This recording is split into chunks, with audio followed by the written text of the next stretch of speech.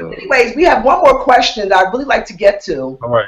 We won't be able to get to them all. We did answer question number 7. We talked about that just now, which was the last question.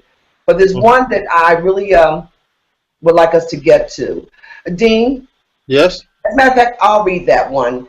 And All right. I'd like you to respond if possible, okay? Okay. Too often, we turn on the news and hear of another child's body being plundered by parents, police, or whoever feels it's fine to do so. Coates continues his conversation with his son. I am wounded.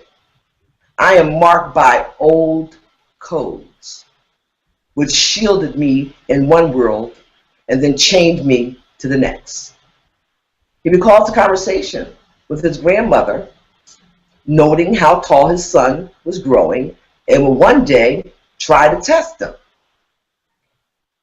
And I said to her that I would regard that day, should it come, as a total failure of fatherhood, because if all I had over you were my hands, then I really had nothing at all.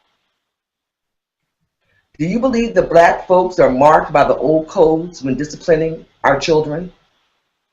How do you feel about physical punishment as a form of discipline?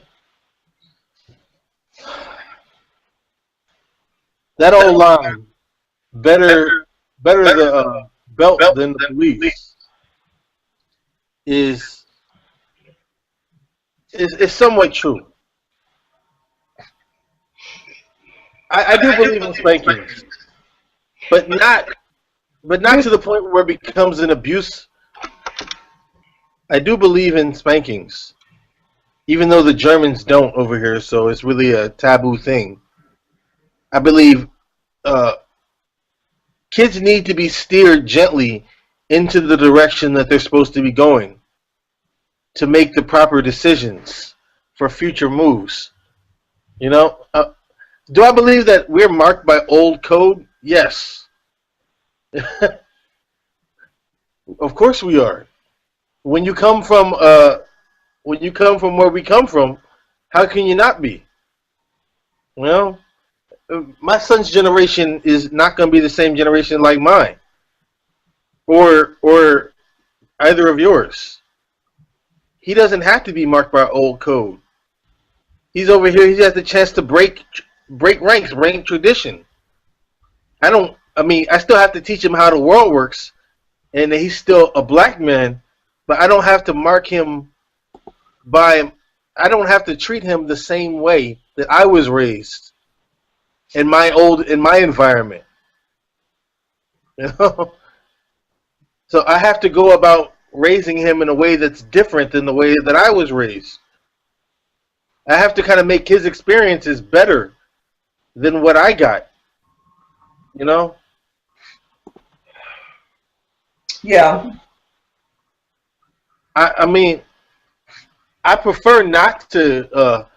All kids need discipline, but I would prefer not to strike him, if at all possible. I mean, just because I believe in spankings doesn't I believe that that's necessarily the best way to go about it. A punishment. The best punishment should be more psychological than physical. Not to hurt him, but to remind him of the things that he has to do to survive. You know, I don't want to scar him mentally. Because I remember every spanking I've gotten throughout my life. Not every last single one of them, but I definitely have some memories.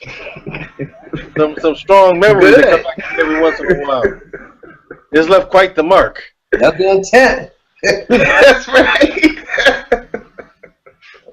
I think that there's better ways to go about raising somebody than physical, than really hitting them. You know, okay.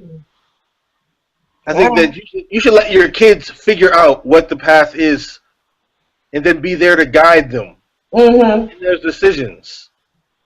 You know, that might sound all new agey and whatever. No.